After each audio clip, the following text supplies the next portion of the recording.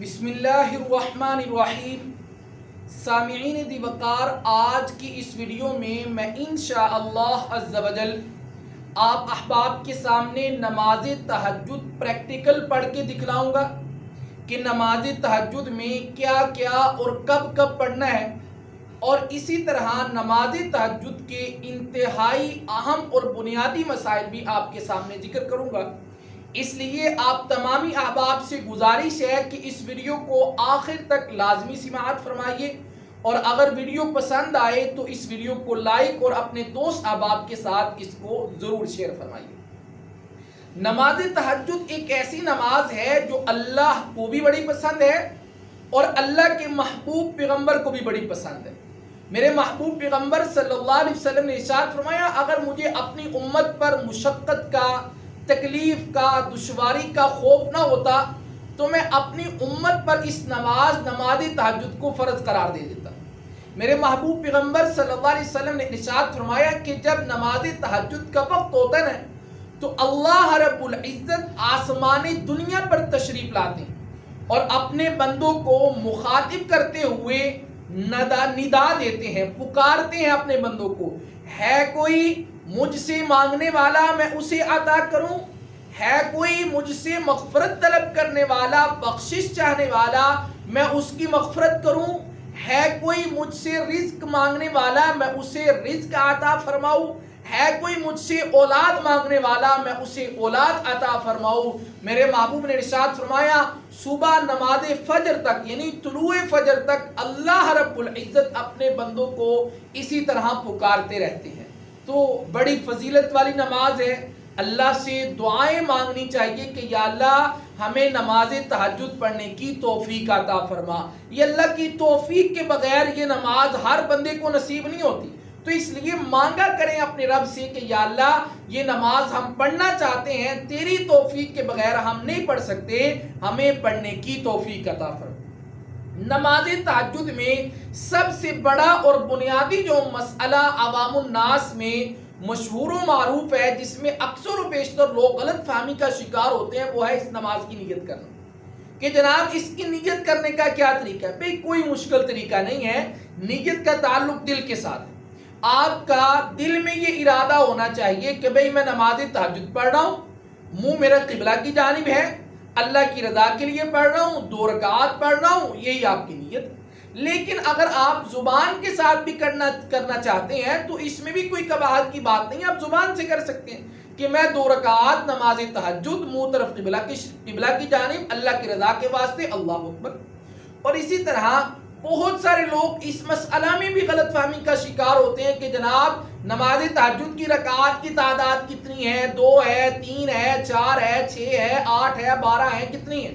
تو رسول اللہ صلی اللہ علیہ وسلم سے 12 تک جو ہے وہ نماز تہجد کی رکعات ثابت ہے۔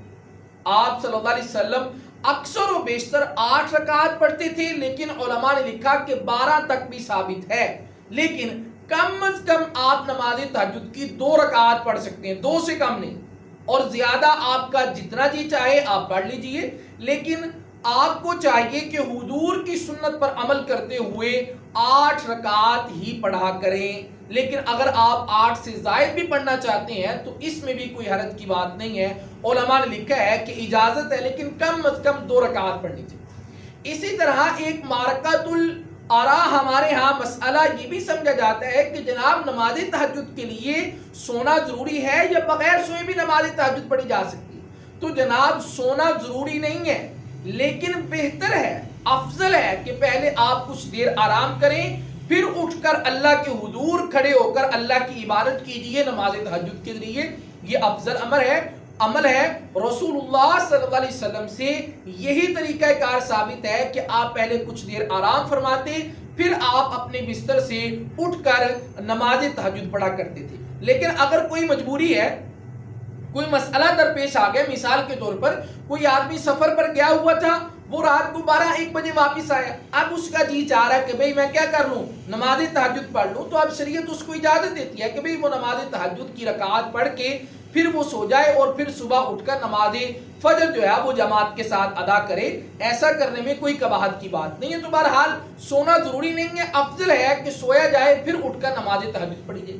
اسی طرح نماز تہجد کا وقت کب شروع ہوتا ہے اور کب تک رہتا ہے؟ نماز تہجد کا وقت نماز عشاء کے فوراً بعد شروع ہو جاتا ہے اور طلوع فجر تک، صبح صادق تک اس کا وقت کیا رہتا ہے؟ باقی رہتا ہے۔ صبح صادق سے پہلے پہلے، طلوع فجر سے پہلے پہلے آپ کا جب جی چاہے آپ نماز تہجد پڑھ سکتے ہیں، لیکن علماء نے لکھا ہے کہ افضل یہ ہے کہ آپ رات کے آخری پہر میں، آخری حصے میں کیا کیا کریں؟ نماز تہجد پڑھا کریں، یہ افضل ٹائم ہے۔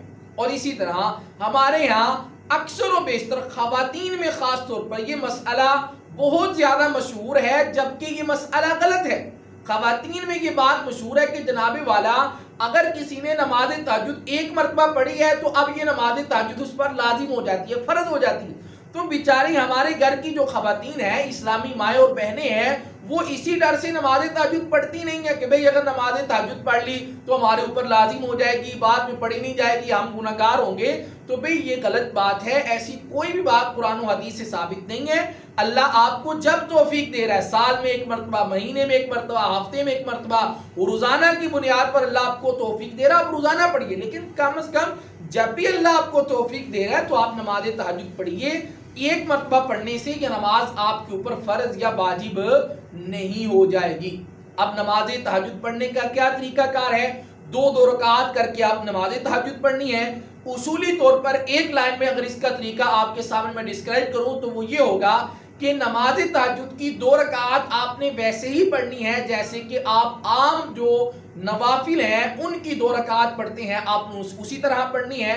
لیکن پھر بھی میں آپ کے سامنے طریقہ عرض کر دیتا ہوں۔ سب سے پہلے آپ نے نیت کرنی ہے، نیت کرنے کے بعد تکبیر تحریمہ، اللہ اکبر، مرد ہیں کانوں کی لو تک ہاتھوں کو اٹھائیں گے، اگر خواتین ہیں تو کندھوں تک، اللہ اکبر، ہاتھوں کو باندھ لینا ہے۔ سبحانک اللہم وبحمدک وتبارک اسمک وتعالی جدک ولا الہ غیرک، اعوذ باللہ من الشیطان الرجیم، بسم اللہ الرحمن الرحیم، الحمد للہ رب العالمین، الرحمن الرحیم، مالک یوم الدین، ایاک نعبد و ایاک نستعین، اہدنا الصراط المستقیم، صراط الذین انعمت علیہم غیر المغضوب علیہم ولا الضالین، آمین۔